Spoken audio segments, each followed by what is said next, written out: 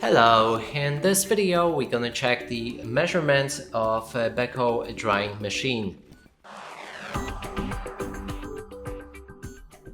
To do this, first here I have the measurement tool and we're gonna measure the overall size, then the length and the width.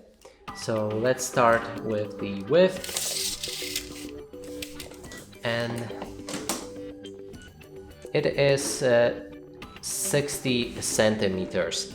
Then the length, it's 46 centimeters, but it's bended right here, so at the most bended area it's 46 and a half, maybe 47 almost.